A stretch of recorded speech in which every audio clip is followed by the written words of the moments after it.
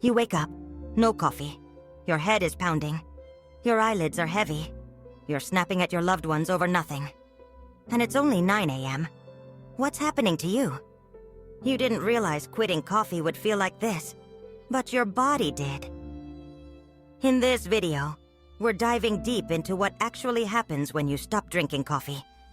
Not just the physical symptoms, but the hidden effects on your brain, hormones, sleep, energy, mood, digestion, and even your skin.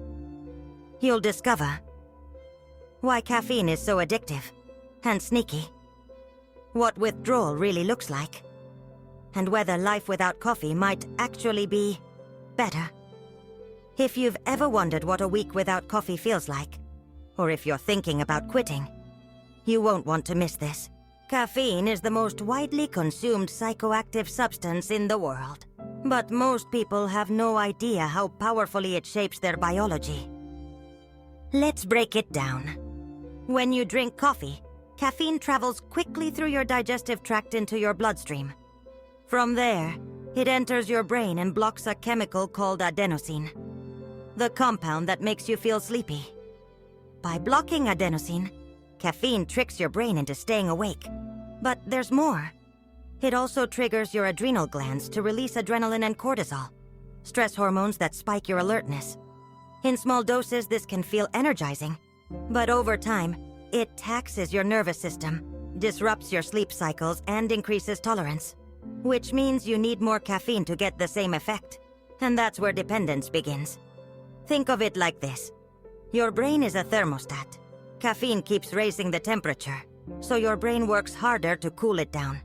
When you suddenly stop, everything crashes. If you're a casual drinker, 1 cup a day or less, withdrawal might feel like a mild headache and low energy for a day or two. If you're a moderate drinker, 2 to 3 cups daily, you might feel anxious, irritable, foggy-headed, and even experience flu-like symptoms. Heavy coffee consumers, 4+ cups a day or highly caffeinated drinks like energy shots, often experience severe withdrawal, migraines, nausea, dizziness, mood swings, and depression. No matter where you fall, the first 48 hours are usually the hardest. Let's walk through it, day by day.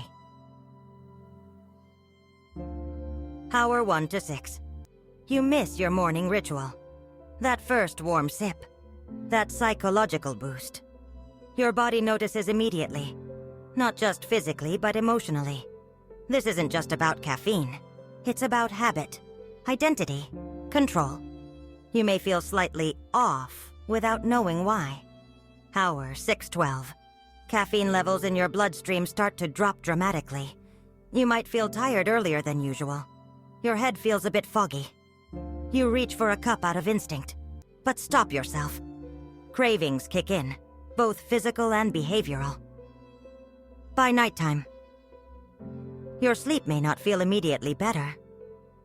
In fact, some people report restlessness on the first night off caffeine due to chemical imbalance. Your body is recalibrating. Welcome to the hardest day. The headache begins. For most people, this starts as a dull pressure behind the eyes.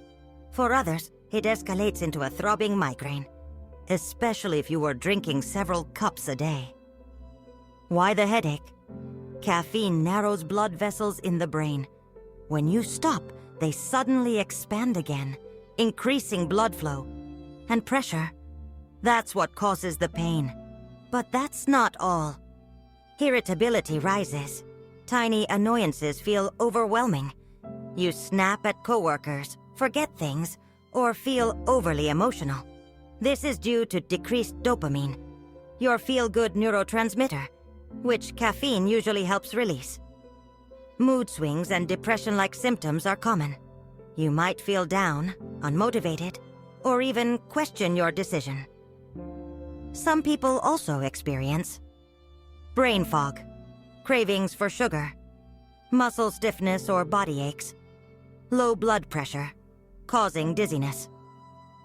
Your digestion might also feel off, especially if you're someone who relied on coffee to get things moving in the morning. Caffeine stimulates your central nervous system. When it's taken away, your body reacts as if it's in withdrawal from a drug. Because it is. Caffeine increases dopamine, just like nicotine and cocaine, though to a lesser extent. When you quit suddenly, dopamine drops.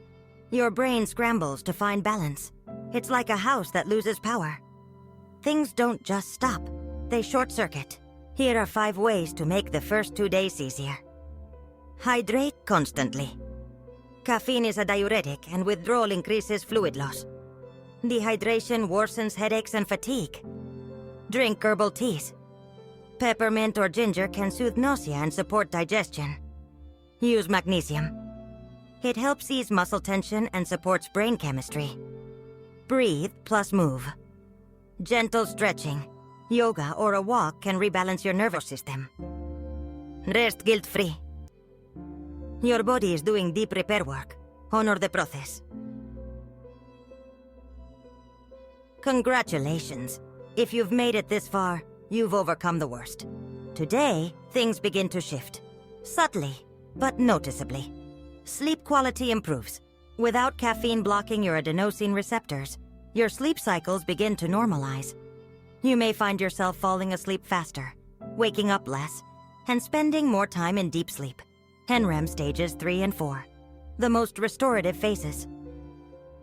Your brain uses this time to detoxify itself via the glymphatic system, a network that flushes out waste like beta amyloid, a compound linked to Alzheimer's. Without caffeine interfering with that system, you begin clearing mental clutter. Literally. Energy levels still feel weird. Paradoxically, even though you're sleeping better, you may still feel sluggish during the day. This is normal. Your body is still recalibrating its natural circadian rhythm. Cortisol, your get-up-and-go hormone, is adjusting to life without artificial stimulation. If you're used to spiking your cortisol with morning coffee, your brain now has to produce energy on its own, and that takes time. Mood stabilizes. Dopamine production starts climbing again. Your irritability decreases. Mental fog begins to lift. You may even notice a sense of calm creeping in. Today, you may feel like yourself again, or you may notice strange shifts in your digestion, mood, or cravings. Here's why. Cortisol and adrenaline drop. Without daily caffeine hits, your sympathetic nervous system, the fight or flight mode, begins to relax. This can feel like peace, or fatigue. You might yawn more, move slower, feel heavier. That's not weakness. It's your body moving into parasympathetic mode. Rest and digest. And speaking of digestion, your gut might freak out. Caffeine stimulates the digestive tract. It triggers colon contractions and speeds up motility. Without it, some people feel constipated or bloated for a few days. But this is also when your gut microbiome begins to shift. Caffeine, especially in excess, can disrupt gut flora. Now, friendly bacteria like bifidobacteria may grow again. Drinking plenty of water, warm lemon water, or psyllium fiber can ease this transition. Now comes the moment most people never expect. You start to feel awake. Without coffee, your energy levels begin to stabilize. No more roller coaster crashes at 11 a.m. or 3 p.m. No more jitters. No racing thoughts. Just a steady, sustainable level of alertness. Many report feeling more in control of their focus and mood. You're no longer swinging between highs and lows. You are balanced. Mental clarity improves. Think of your brain like a windshield. Caffeine sometimes feels like a defroster, quickly clearing fog. But now, it's like you never had fog to begin with. You start to notice your natural energy rhythms. When you're sharpest, when you're tired, when you need a break, you begin to trust your body again. Let's address a big question. Is caffeine bad for you? Not necessarily. In moderation, and for certain body types, caffeine can enhance performance, mood, and alertness. But if you're sensitive, anxious, or struggling with sleep, it often does more harm than good.